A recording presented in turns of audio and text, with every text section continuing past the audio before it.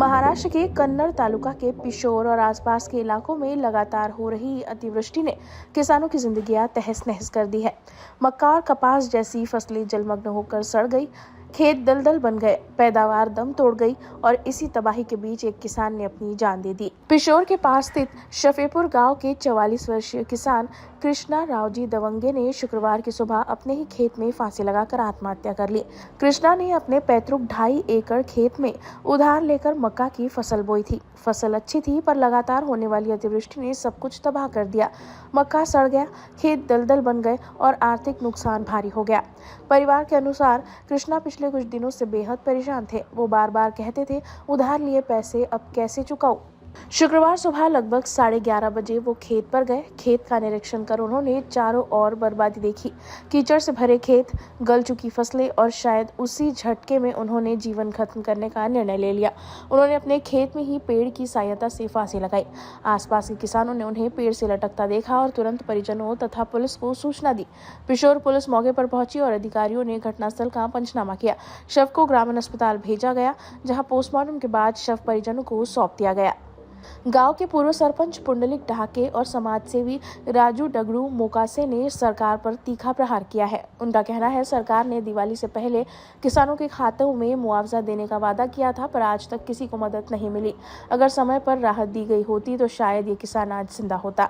उन्होंने आगे कहा, अतिवृष्टि से किसान पूरी तरह टूट चुका है। इस बार किसानों की दिवाली नहीं, उनका दिवाला निकला है। शुक्रवार शाम 5 बजे शफीपुर के शमशान में कृष्णा दवंगे का अंतिम संस्कार किया गया। उनके पीछे मां, 4 भाई, पत्नी और 2 छोटे बच्चे रह गए हैं। एक पूरा परिवार अब गहरे शोक में और आर्थिक अनिश्चितता में है। बारिश की बूंदों ने खेत तो भिगा दिए, पर किसान के सपने और सांस दोनों सूख गए। अब सवाल यह है कि मौसम की मार झेलते इन किसानों को सरकार आखिर कब तक सिर्फ सांत्वना देती रहेगी। आज पिशोर येथील कृष्णा रावजी दवंगे यांनी अतिवृष्टीमुळं झालेलं नुकसान त्यांना सहन झालं नाही। त्यांची जवळजवळ 2.5-3 एकर मका आहे आणि ती मका शेतामध्ये पडून आहे आणि पावसामुळं त्या मकेचे जे कणसं आहेत ते पूर्ण मोड आलेले आहेत, उगून आलेले आहेत, चौरा आलेले आहेत, त्याला चौरा म्हणतात आमच्या शेतकरी भाषेमध्ये, आणि ते काढायला सुद्धा आज परवडणार नाही आहे। कसं तरी ते शेताच्या बाहेर उचलून शेत रिकामं करायचं, तर त्यासाठी सुद्धा काय करावं हे त्यांना सुचत नव्हतं। त्यांनी घरी सुद्धा या काही व्यथा 2-4 लोकांसमोर बोलून दाखवल्या, परंतु आपण त्यांना सांगितलं की शासन आपल्याला मदत करणार आहे, तुम्ही हिंमत सोडू नका। त्यांनी ऐकलं, परंतु ते शेतामध्ये निघून गेले आणि त्यांच्याकडून पुन्हा रावलं गेलं नाही आणि ते नुकसान पाहून त्यांनी स्वतः आत्महत्या करून घेतली। आणि अशा पद्धतीने शासनाने, आपल्याला माहीत आहे की आपण टीव्हीवर बघतो, मोबाईलमध्ये बघतो किंवा पेपरला बघतो की शासन दिवाळीच्या अगोदर ज्या शेतकऱ्यांचं नुकसान झालेलं आहे त्यांना मदत करणार आहे, परंतु आजपर्यंत कुठल्याही प्रकारची मदत या कृष्णा दवंगे त्यांना तर सोडाच, परंतु इतर ठिकाणी सुद्धा पूर्ण तालुक्यामध्ये सुद्धा कुठेही एकही शेतकऱ्याला अतिवृष्टीचं नुकसान जे झालं आहे त्याचा मोबदला मिळालेला नाही आहे। आज वेळेवर जर त्यांना मोबदला मिळाला असता तर आज एक आत्महत्या झाली नसती आणि अजूनही अनेक आत्महत्या जर आजपर्यंत बऱ्याच दिवस नाही मोबदला मिळाला तरी आपण पाहतो की अनेक आत्महत्या वाढण्याची शक्यता आहे।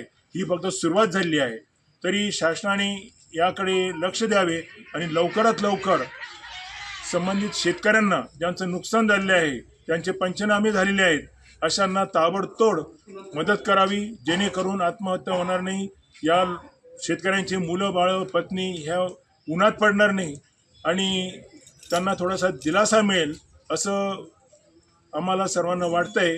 आणि या ठिकाणी पुन्हा आव्हान करतो की शासनाने लवकरात लवकर त्यांना मदत करावी, जेणेकरून अनेक कुटुंब उद्ध्वस्त होणार नाही, उद्ध्वस्त होण्यापासून वाचतील। तरी असो, शासनाने याकडे लक्ष द्यावं। कृष्णा रावजी दवंगे आज सकाळी 10-10:30 दरम्यान शेतामध्ये गेले। शेत त्यांचं माळ रानावर आहे आणि माळ रानावर फक्त एकच पीक घेण्याची सोय आहे। तर माळावर गेल्यानंतर अतिवृष्टी खूप झाली होती। अगोदर खूप पाऊस पडला, परत 4-5 दिवस सतत पाऊस पडतोय। त्या पावसामुळे इतकी अतिवृष्टी झाली की त्यांच्या शेतातील जे कणस होते, मक्याचे कणस, त्याला कोंब फुटले होते कोंब फुटले होते की त्यांना असं वाटलं की हे शेतातले कंस सुद्धा आपण काढू शकत नाही आणि त्याचा खर्च सुद्धा आपण भरू शकत नाही. त्यांनी सोसायटी, बँक वगैरे बऱ्याच ठिकाणचं कर्ज काढले.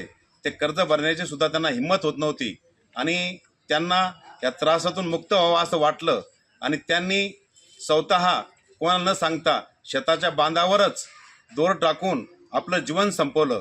आणि हे जीवन शेतकरी आत्महत्या आहे. ही शेतकरी आत्महत्या शासनानं रोखावी. शासनानं सांगितलं होतं की दिवाळीच्या अगोदर शेतकऱ्यांच्या पूर्ण खात्यावर आम्ही सर्व पैसे जमा करू, परंतु आमच्या कन्नड तालुक्यामध्ये अजून शासनाच्या खात्यावर पैसे जमा झाले नाहीत. तर मी शासनाला अशी विनंती करतो की याच्या पुढच्या जर आत्महत्या रोखायच्या असेल तर त्यांनी त्वरित शेतकऱ्याच्या खात्यावर पैसे टाकण्यास सुरुवात करावी. कारण ही जर आत्महत्या रोखली तर बाकीच्या आत्महत्या रोखल्या जाईल. आज ही आत्महत्या आमच्या पिशोरमधील शेतकरी आत्महत्या असून या शेतकऱ्याला त्याचा मोबदला मिळालाच पाहिजे. तो शेतकऱ्याच्या म्हणजे 13 दिवसाच्या आत सर्व मोबदला मिळाला पाहिजे अशी मी शासनाला विनंती करतो व तालुक्याच्या तहसीलदार साहेबांना त्वरित अशी विनंती करतो की त्यांनी सदरील घटनेचं गांभीर्य लक्षात घेऊन त्या व्यक्तीच्या घरी भेट द्यावी व शासनात लवकरात लवकरच त्यांनी हे जे शासनाचे जे पैसे आहे, अनुदान जे आहे ते देण्याचा प्रयत्न करावा. मी अशी शासनाला माझ्या संपूर्ण गावातर्फे आणि सर्व पक्षाच्या वतीने त्यांना अशी विनंती करतो. छत्रपति संभाजीनगर के कन्नड़ से संवाददाता मिलिंद कुमार लांडगे की रिपोर्ट। हमारा हर शब्द समाज की आवाज, हमारी हर पहल निष्पक्षता का कदम, आपकी हर समस्या में आपसे पहले दिखेंगे हम हैं न्यूज फर्स्ट। ईश्वर का सच, हमारा साहस और आपका विश्वास। सच, साहस और विश्वास। अगर आप ये वीडियो YouTube पर देख रहे हैं तो हमारे चैनल को सब्सक्राइब कर बेल आइकन दबाएं।